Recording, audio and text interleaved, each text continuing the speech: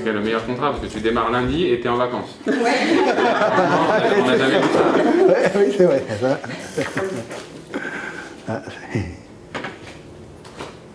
Il y a 700 000 autistes en France, donc ça fait à peu près 450 000 adultes en âge de travailler. Le taux de chômage estimé de ces personnes, en moyenne, est de 95%, alors qu'il est de 50% dans d'autres pays. Pourquoi nous 95, pourquoi les autres 50 ? Il y a un truc qu'on ne doit pas bien faire. Jean-François Dufresne est le papa de Luc, un autiste qui a aujourd'hui 29 ans. Très vite, les parents de Luc se sont retrouvés dans une impasse. Rien n'est prévu pour intégrer un individu souffrant d'autisme dans la société, et Luc est très vite complètement déscolarisé. Les autistes souffrent de déficits essentiellement au niveau de la communication et des interactions sociales. Ils ne s'intègrent pas facilement dans les règles que nous leur imposons. Nous, les non-autistes, qu'on appelle communément les neurotypiques. On dit les autistes, ça fait un peu peur. Hein ? On ne sait pas comment faire avec eux, on ne sait pas, etc. Or, moi, je fais des quantités de choses avec mon fils. Et on communique très bien, tous les deux. Ah, il ne me parle pas, hein, il ne me raconte pas d'histoire. Mais bon, ça n'empêche pas de communiquer. Et de passer des moments formidables ensemble. Et je sais quand je le rends heureux. Et puis ça se voit en plus. Au fil des années, ce père de famille et ancien directeur d'Andros se rend à l'évidence. Ce handicap est incompris, alors que lui-même prend conscience, en voyant Luc évoluer, qu'un autiste a des qualités et des compétences spécifiques qui peuvent être fort utiles à une entreprise. L'emploi ne devrait donc pas être un souci, et pourtant. Jean-François Dufresne passe alors à l'étape supérieure. Avec l'aide de l'entreprise Andros, il crée un programme pour favoriser l'inclusion des jeunes autistes en milieu professionnel. En 2014 naît l'association Vivre et Travailler Autrement et le dispositif Andros. L'association Vivre et Travailler Autrement a été créée par Monsieur Dufresne, qui était à l'époque le numéro 2 d'Andros. Il a souhaité pouvoir créer ce type de dispositif pour que son fils puisse en bénéficier et pour en faire bénéficier tous les autistes qui peuvent correspondre au projet.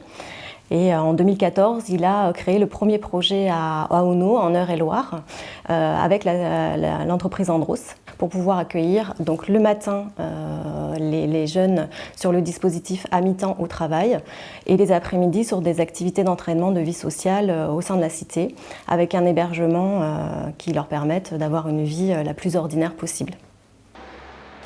Et le dispositif Andros fait des émules.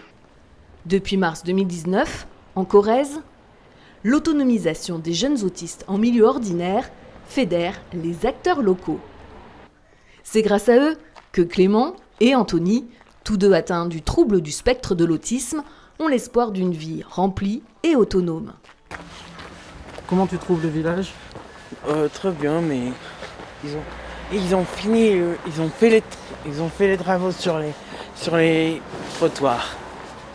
Ce matin-là, dans leur logement provisoire au-dessus de la mairie, ils préparent leur liste de courses. Ouais, on prend des tomates.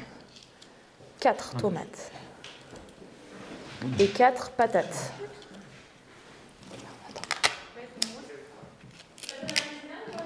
Ok.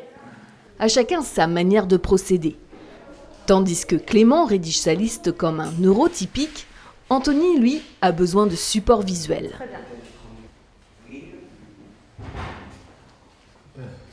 Très bien. L'autisme affecte le système nerveux. Communiquer est difficile. Leur réflexion est donc souvent facilitée par la visualisation. L'autisme, on appelle ça un spectre, c'est le trouble du spectre de l'autisme et du coup c'est tellement vaste que toutes les personnes sont différentes avec des besoins extrêmement divers. Et du coup, c'est absolument fondamental d'accompagner les personnes au plus près de leurs besoins et donc de ne pas calquer des adaptations pour tous. À chaque fois, on s'adapte à la personne, à son niveau de compréhension. Il y a des jeunes qui vont arriver qui n'ont pas du tout accès à la communication orale. Il y a des jeunes qui vont l'utiliser, et on va à chaque fois s'adapter à leurs difficultés. mais surtout on va d'abord mettre en avant toutes les compétences qu'ils ont. Et à partir du moment où on fait de cette façon-là, où on se dit ils ont plein de compétences et comment on peut faire avec eux, et bien très vite en fait ils nous montrent encore plus de compétences parce qu'ils sentent en fait qu'on croit en eux et que justement ils vont pouvoir nous prouver tout ce qu'ils sont capables de faire. Ok, très bien. On y va ? Accompagnés des éducateurs spécialisés, Clément et Anthony partent donc en direction du supermarché. Dans le magasin, Anthony se réfère au fameux pictogramme qu'il a préparé.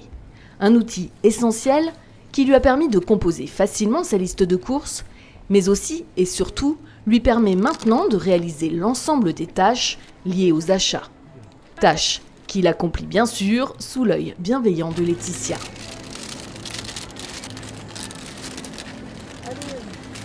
L'opération est simple.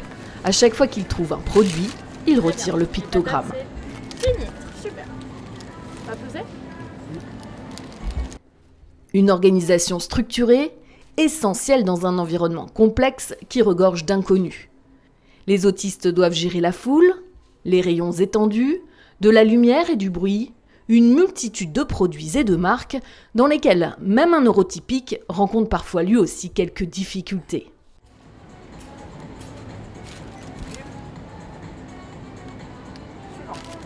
Laetitia leur montre aussi comment gérer les balances et c'est la répétition qui permet l'autonomisation. Super.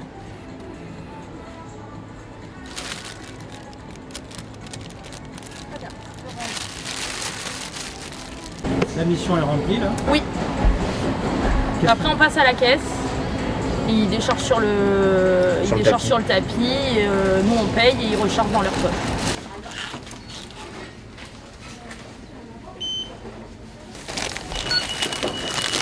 Ouais, arrêtez-le. Bah la voiture. Ces moments peuvent être vécus de manière différente, en fonction de la sévérité de l'autisme, des jeunes et de leurs besoins. Pour le coup, c'est relatif à chacun. Il y en a qui vont être collés à nous parce qu'ils ne connaissent pas et ils savent pas vers où aller. Il y en a qui vont avoir des troubles du comportement parce que il y a beaucoup de monde, il y a des lumières, il y a des bruits, c'est un environnement très stimulant, donc voilà. Et après, il y en a d'autres qui vont avancer et vont tourner pour trouver ce qu'ils cherchent, comme ferait n'importe qui. Mais pour le coup, il y a une vraie évolution parce qu'ils commencent à connaître le magasin, donc ils se repèrent dans les rayons et ça va relativement vite, quoi. Mission remplie pour Clément et Anthony. Il ne reste maintenant plus qu'à ranger.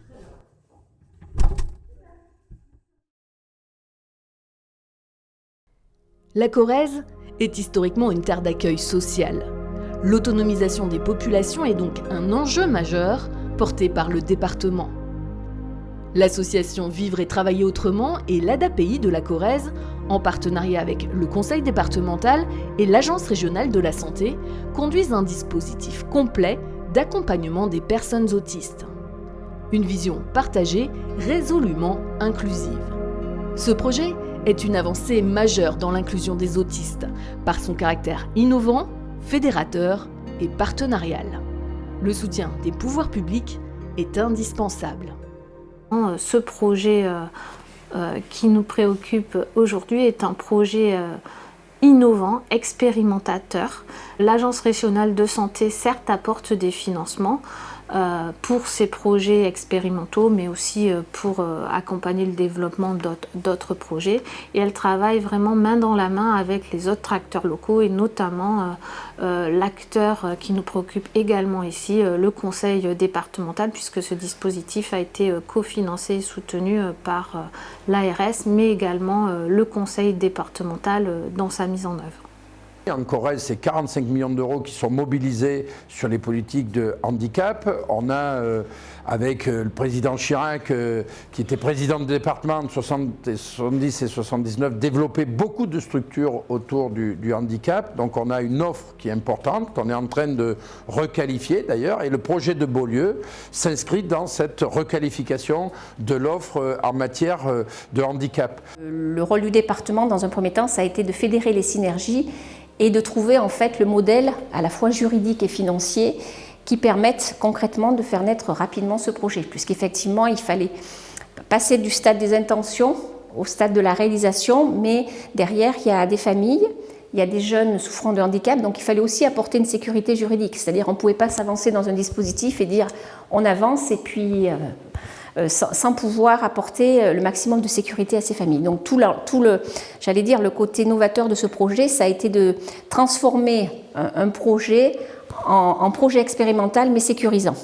Et là, le département a joué tout son rôle par rapport à son chef de fila sur les politiques sociales. En fait, c'est vrai qu'on a eu un accueil très favorable pour la ville de Beaulieu-sur-Dordogne. Voilà, le maire et la mairie sont très engagés dans ce projet. Je me rappelle la première fois que j'ai rencontré le maire, il était très étonné de ce projet, mais il nous a tout de suite ouvert les portes en nous disant bah oui, on va réfléchir ensemble. Donc il y a eu un premier hébergement où les jeunes sont actuellement. Qui est un hébergement provisoire, qui est vraiment en plein centre-ville, au-dessus de la mairie. Donc les jeunes peuvent aller faire leurs courses. Aujourd'hui, sont connus, reconnus, et ça se passe très très bien. Voilà, on n'a aucune appréhension des gens du village. Ils sont très investis auprès des jeunes, quoi. Attaché au développement de l'habitat inclusif, le département de la Corrèze a mobilisé l'ensemble des acteurs locaux pour proposer une solution de logement pérenne et adaptée. On a été quasiment les premiers surpris, bien que on travaille sur l'autisme depuis de nombreuses années. On est habitué, quand on parle de l'autisme, à voir des jeunes ou des plus âgés avoir des capacités parfois qui sortent de la norme. Bon, ils ont des difficultés d'adaptation dans le monde dans lequel on vit, mais ils développent certaines facultés. Là, en l'occurrence, ce qu'a développé Andros, c'est de mettre au travail des jeunes autistes, mais qui sont loin d'avoir de grosses facultés, plutôt des handicaps relativement lourds. Et c'est là que réside la particularité et le caractère vraiment très, très agréable de ce qu'a développé Andros, c'est justement de montrer que des jeunes autistes présentant de lourds handicaps sont en capacité de travailler, alors bon, à mi-temps, mais quand même c'est quelque chose une chose à laquelle on n'était pas forcément habitué et préparé. Oui.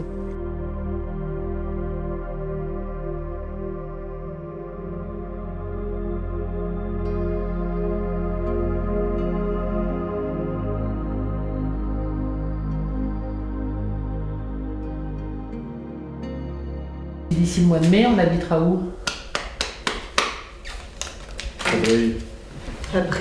D'ici le mois de mai, On devrait être à la maison de Pierrot. Oui, à la maison de Pierrot. On va la visiter, c'est prévu, mais on attend que l'architecte, le monsieur qui s'occupe d'organiser les travaux, que ce soit facile pour nous d'aller visiter. Il doit nous donner une date rapidement. On pourra vous amener visiter pour que vous puissiez voir un petit peu où sera votre future chambre. Ça va être chouette. J'aurai plus de ménage à faire. T'en penses quoi, Jordan, toi, du ménage en plus à faire? C'est leur faire. Mais ça va aller, Jordan. T'inquiète pas. C'est là pour apprendre. C'est pas là pour regarder mouche voler.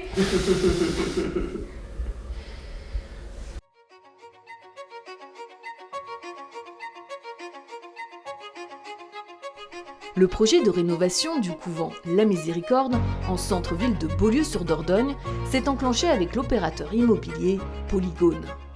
L'histoire commence en juillet 2019 de mémoire, où on est sollicité pour un rendez-vous un peu particulier et atypique, on ne sait pas trop à quoi s'attendre, à l'usine Pierrot Gourmand, à Altillac. On a pour coutume de dire que Polygone est un peu le couteau suisse et on essaye effectivement d'une problématique d'apporter des solutions. On commence par les bases. La mairie nous parle d'un bâtiment. Donc on part sur une faisabilité technique pour déjà mesurer le potentiel de ce bâtiment. On se rend compte qu'il est surdimensionné par rapport aux besoins d'hébergement de 8 autistes. Du coup, on a proposé une complémentarité avec 4 logements à destination personnes âgées autonomes. Du fait de l'emplacement, la proximité de l'EHPAD, le centre-ville, les services. Réhabiliter des bâtiments, nous en faisons régulièrement. Notre premier métier, c'est construire des logements locatifs et les louer, faire de l'accession à la propriété. Des bâtiments atypiques également, des gendarmeries, mais toujours parce qu'il y a de l'hébergement. Là, la particularité, c'était que des foyers pour adultes handicapés, pour handicapés, on a fait, mais vraiment cet accompagnement travail plus habitation, c'était quelque chose de nouveau et qui nous a touchés et sur lequel on s'est dit il faut qu'on trouve des solutions. Nous avions cette partie-là centrale qui fait partie du patrimoine belloquois pour laquelle nous avions 3 motivations et nous avons eu la chance de pouvoir réaliser les 3 motivations. La première, c'était de rendre à ce bâtiment la vocation sociale qu'il avait initialement, puisque les sœurs avaient mis dans l'esprit des belloquois cette notion d'assistance et de service social qu'elles exerçaient. Et notre vocation, c'était de continuer et d'essayer d'évoluer vers cette orientation-là. Le deuxième enjeu, c'est de satisfaire un partenaire économique. Et le troisième enjeu, c'est de transformer un bâtiment avec un très fort patrimoine, puisqu'il est situé en plein cœur de ville, avec la possibilité vraiment de le réhabiliter, tout en conservant l'attrait qu'il a, et surtout l'attrait vis-à-vis des yeux des belloquois, parce que quand on parle de la Miséricorde à Beaulieu, ça fait partie d'un des édifices qu'on ne voulait pas voir disparaître, quoi.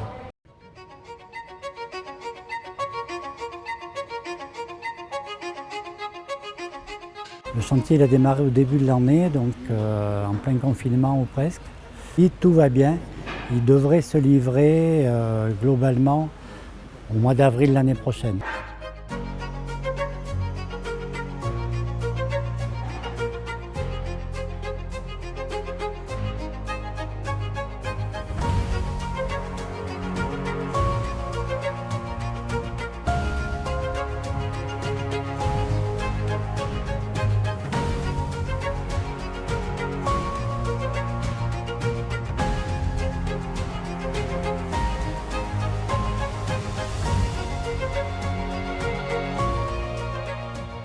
Et les sœurs qui habitaient là, elles vivaient dans des box, où je ne sais pas si c'était 1 ou 2 par box, je ne sais pas trop comment ça fonctionnait.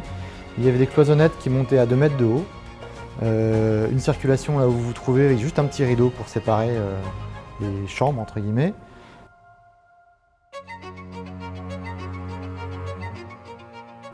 On a fini quasiment le démontage et la dépollution complète du bâtiment.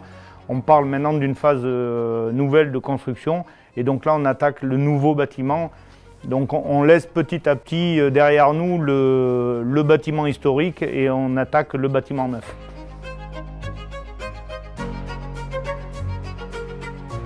Les gens qui sont atteints d'autisme ont des contraintes on va dire naturelles de par le handicap. Donc nous on est obligé d'en tenir compte. On demande conseil auprès de l'association de manière à être conforme à ce que eux ils attendent et de ne pas faire d'impair après une fois que le bâtiment est neuf. Parce que quelque part nous, qu'il soit jaune le couloir ou bleu, ça sera la même chose au niveau du travail, mais le résultat pour ces personnes après qui vivront dedans, ça sera peut-être pas le même impact.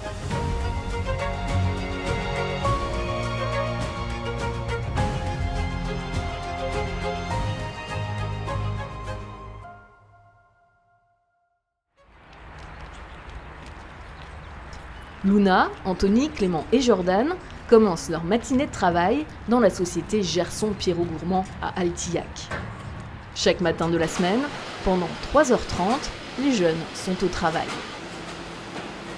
Là où les neurotypiques se lassent rapidement, les autistes, eux, se plaisent dans des gestes à répétition. Plusieurs postes sont prévus pour les salariés autistes. Nos jeunes ici sur site, ils ne sont pas attribués à un seul et même poste.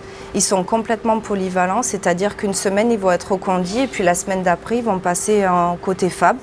Donc voilà, avec des nouveaux salariés, des nouveaux collègues et un nouveau boulot et qui remplissent très bien. En moins d'1 an, on a pu mettre en place le dispositif chez nous, avec l'arrivée de notre premier jeune salarié, donc Anthony, qui nous a rejoint en mai 2019. Et alors, on parle de salariés autistes, mais il n'y a pas un salarié autiste. En fait, chaque jeune est différent, chaque jeune a ses forces, a ses atouts, et du coup, on est obligé, à chaque fois qu'on intègre une nouvelle personne, de repenser notre manière de l'inclure, de les intégrer, pour que ce soit le plus adapté pour eux et pour nous. Donc c'est vrai que ce projet évolue en permanence. On a pour ça la chance d'être très bien accompagné par l'association qui connaît vraiment mieux que nous, voilà, qui a une vraie expertise sur ce domaine-là. Nous, on connaît très bien notre métier et l'usine, et donc en travaillant ensemble, on arrive vraiment à faire évoluer, à adapter le projet pour que ce soit le plus efficace, surtout pour les jeunes, quoi.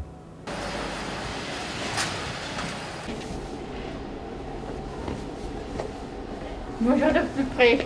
Bonjour Maluna, ça s'est bien passé au Ouais. travail? Qu'est-ce Ouais. que tu as fait ce matin? Petit forêt. Bon, tu sais combien tu as fait de palettes? 6. Super, il en fallait que 5 avant la pause, vous en avez fait une de plus. C'est chouette. Je vais vous dire, la première fois que j'ai entendu dire qu'on allait avoir des autistes sur notre usine où j'étais auparavant, je me dis c'est pas possible. Parce qu'on n'imagine pas qu'on puisse s'accueillir, parce que c'est la non-connaissance. Donc on se dit on va pas y arriver, et en fait finalement on trouve des solutions. L'espèce humaine est ainsi faite, on sait s'adapter. Comme tous les autres, ils ont une période d'essai et ensuite on les met en CDI. Donc là on en a 3 en CDI, donc on en a 2 qui vont pas tarder à être en CDI aussi. Et là régulièrement on fait des commissions pour essayer de trouver d'autres candidats, l'objectif étant d'arriver à 10.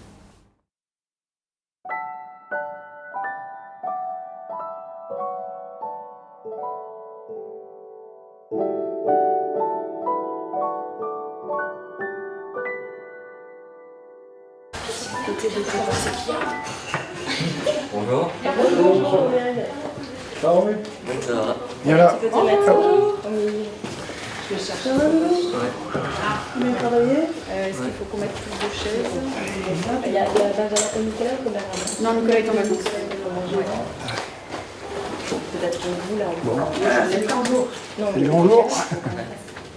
C'est bon les légumes, c'est plein de vitamines. C'est ça, et on dit qu'ils sont bons à Beaulieu les légumes, mais pas à la maison. Mais pas à la maison. Bon.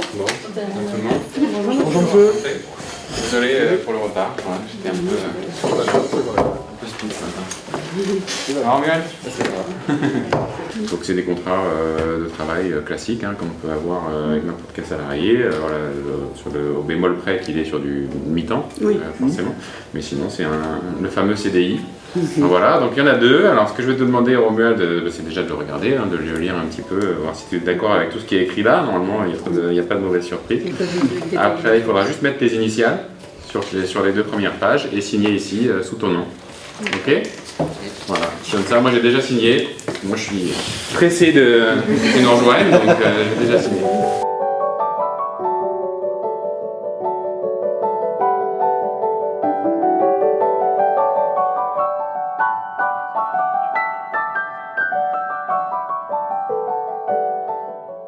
C'est quel le meilleur contrat parce que tu démarres lundi et tu es en vacances. Ouais. On n'a jamais vu ça. Oui, c'est vrai.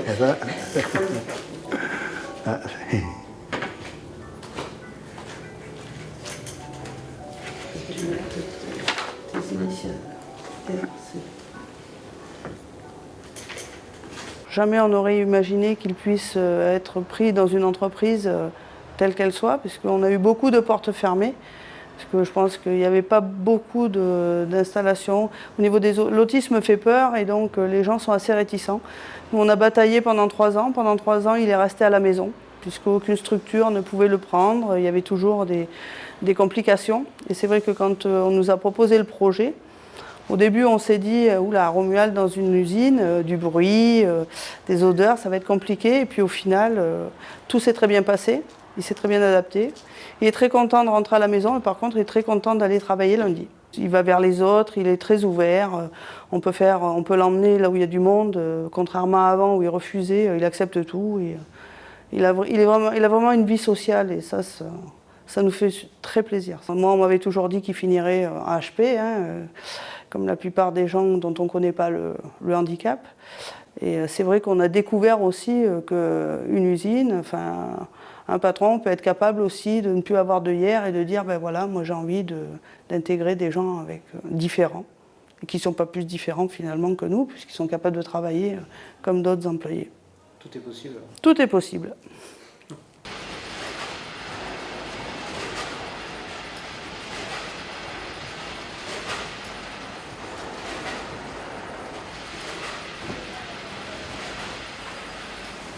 C'est un contrat normal, il a ses vacances, il doit, voilà, et s'il est absent, il doit avoir prouvé pourquoi.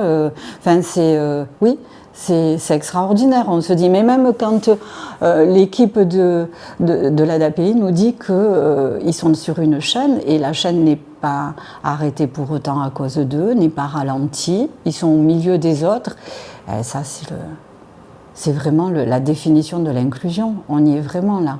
Mais c'est très très rare ce genre de choses. Voilà, pour nous c'est extraordinaire ce qui se passe pour Anthony.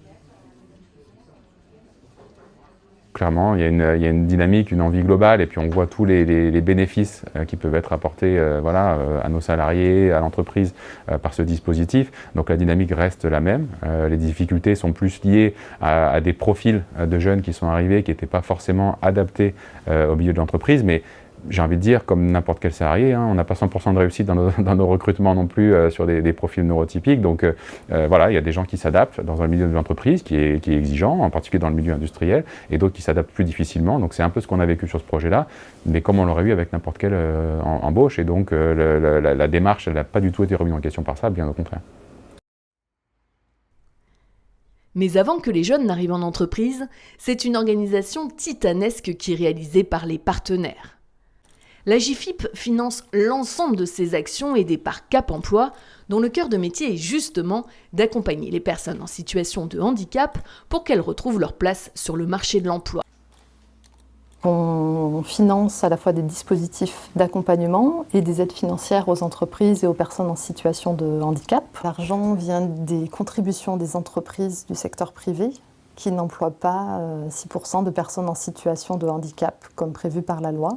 C'est plus de 500 millions d'euros de collecte annuelle au niveau national, effectivement, qui sont utilisés pour financer des services et des aides financières. Les entreprises de moins de 20 salariés n'ont pas d'obligation et pourtant on sait que les insertions se font majoritairement dans ces entreprises. C'est le tissu économique de nos régions, donc c'est pas le bâton de la loi qui les oblige. C'est pas non plus la carotte des primes à l'insertion. Pendant un temps il n'y en a pas eu et il y avait quand même des embauches dans ces entreprises-là. Donc c'est bien la compétence des personnes en situation de handicap qu'elles ont recruté. Une action collective fondamentale à la réussite du dispositif où entreprises et personnes en situation de handicap sont gagnants-gagnants. Moi, j'ai souvent l'habitude de dire, c'est pas tant le diplôme qu'on vise, c'est bien le geste professionnel et l'intelligence pratique qu'on attend sur un métier.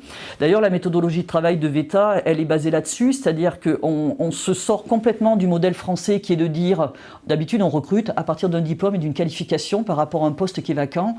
Ça, il faut, pour notre public à nous, qu'on en sorte, parce que ce qui est prouvé, et notamment par le modèle canadien, c'est que pour les personnes en situation de handicap, il faut être dans une logique d'emploi accompagné, de place and train, c'est-à-dire on place d'abord la personne et on l'accompagne sur la montée en compétences qui sera nécessaire pour occuper la fonction.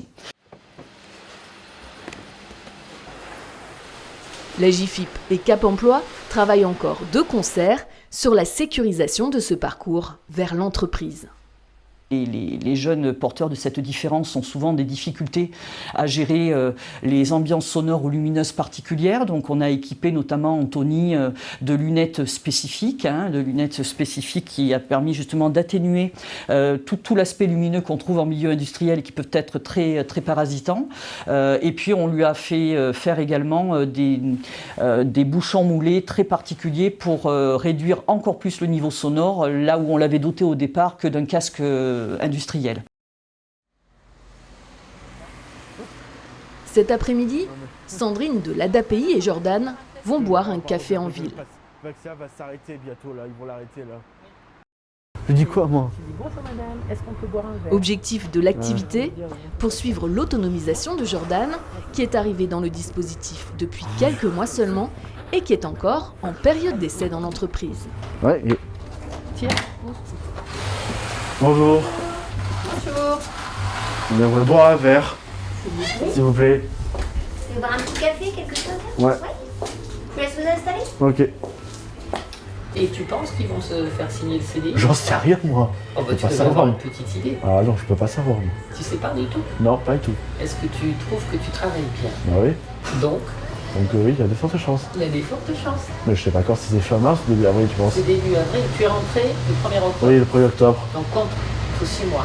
Novembre, Donc, ça fait décembre.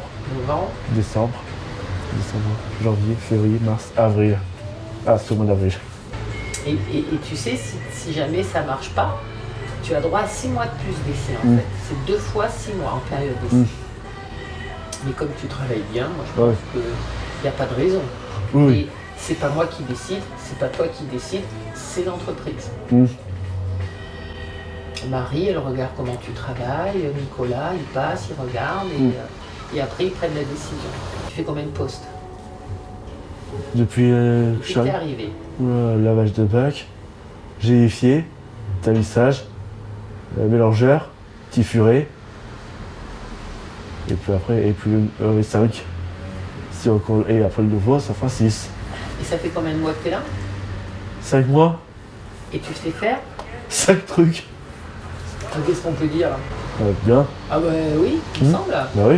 Un poste par mois, c'est cool. Ouais. Est-ce que ça te plaît? Ouais, ça va. Ouais. T'es content? Oui. Tu es devenu... Voilà. T'es devenu quoi? Un adulte. Un adulte qui travaille. Ouais. Donc c'est chouette ça. Voilà.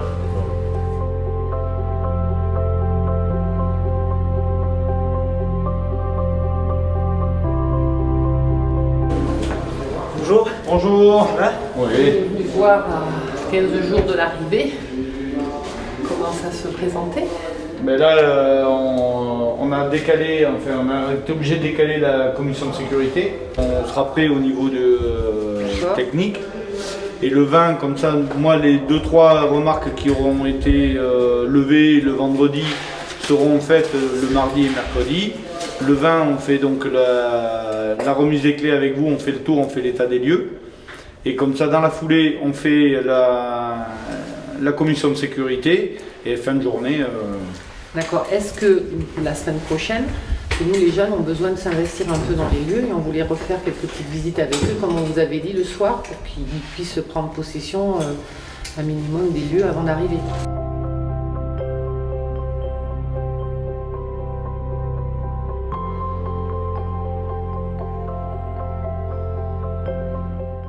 Et voilà, les travaux sont finis. Pascal Lacombe, directeur de Polygone, nous fait un point sur ce grand bâtiment. Alors, il n'y a pas beaucoup d'appartements parce qu'il y a aussi il y a les contraintes de la réhabilitation, de l'existant. Il y a aussi des salles communes qui permettent, qui ne sont pas forcément habituelles dans des opérations si petites, pour permettre une meilleure vie en communauté, etc. Vu de l'extérieur, ça paraît un grand bâtiment. Il faut saluer la performance aussi dans le plan de financement parce qu'on a été aidé sur cette opération. Polygone a essayé de mettre en œuvre ses savoir-faire, surtout sa détermination à être facilitateur à son échelle dans la réussite de ce projet.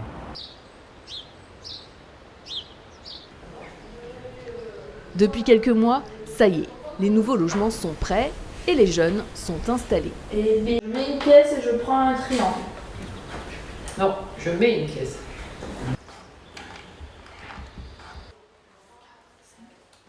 En tant que jeunes actifs, gagnant leur autonomie, ils participent au coût de leur loyer en versant entre 320 et 480 € selon la surface de leur T1.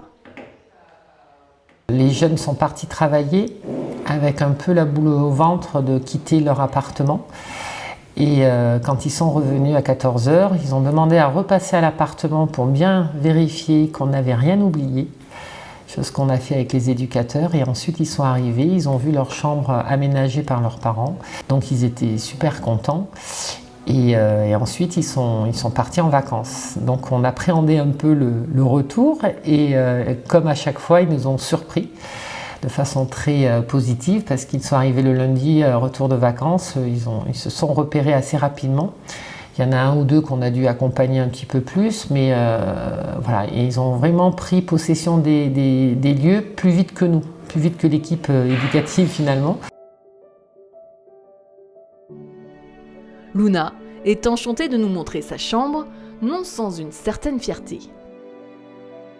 Voilà, ici c'est ma chambre. Oui, il pleut, c'est bon.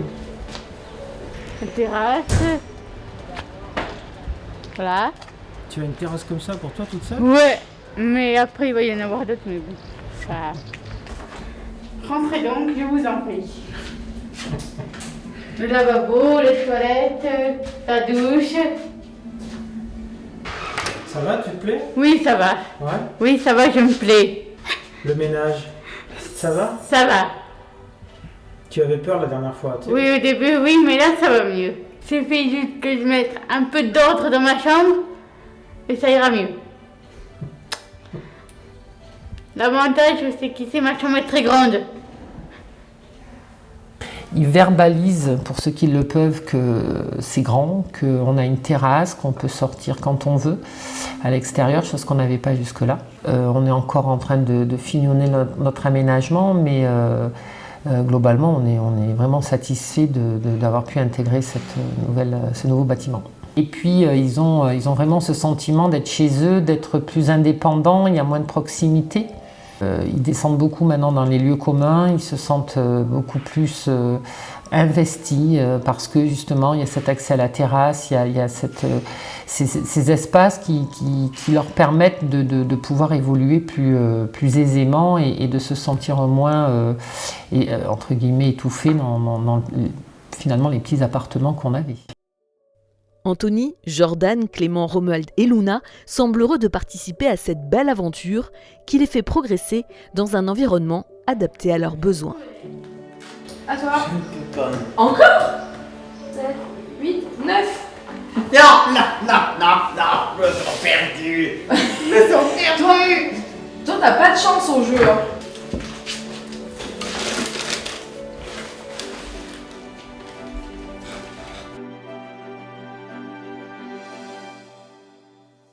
Aujourd'hui, une de nos plus grandes satisfactions, c'est d'avoir pu rendre visite à ces jeunes autistes qu'on sent heureux, on sent aussi leur famille satisfaite. On lit de la fierté dans les yeux des parents et c'est une vraie satisfaction d'avoir un bâtiment rempli. D'un côté les autistes, de l'autre des personnes âgées autonomes. À titre personnel, c'est aussi une vraie satisfaction de voir ces jeunes évoluer et grandir. Ils ont une capacité d'adaptation qui nous surprend toujours, mais qui est vraiment là et qui est vraiment à souligner parce que c'est pas évident ce qu'on leur a demandé. Ils sont vraiment à la hauteur de ce qu'on peut attendre d'eux.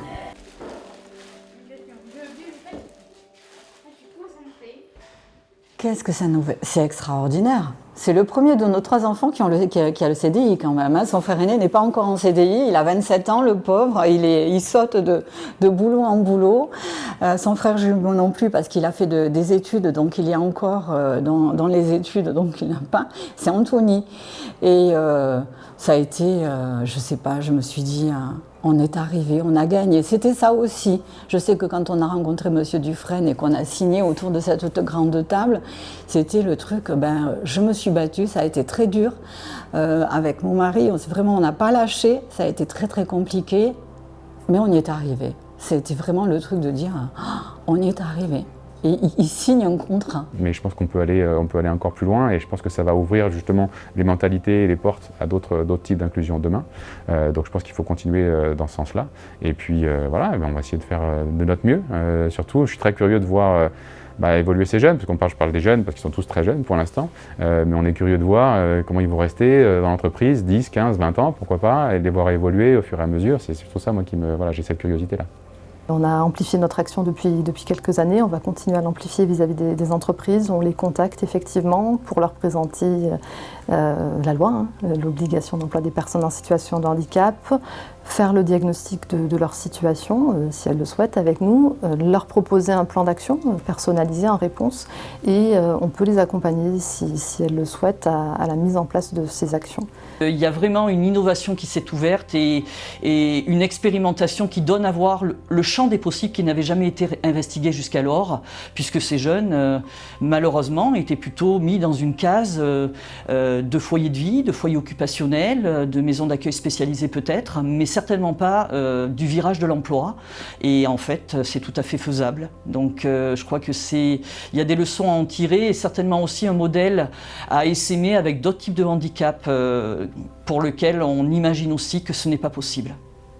Au début, il fallait à chaque fois le remettre en confiance pour qu'il fasse les choses, le regarder, lui dire oui, vas-y. Aujourd'hui, jamais. Il a progressé à tous les points de vue, intellectuel, physique, et au bout du bout, surtout.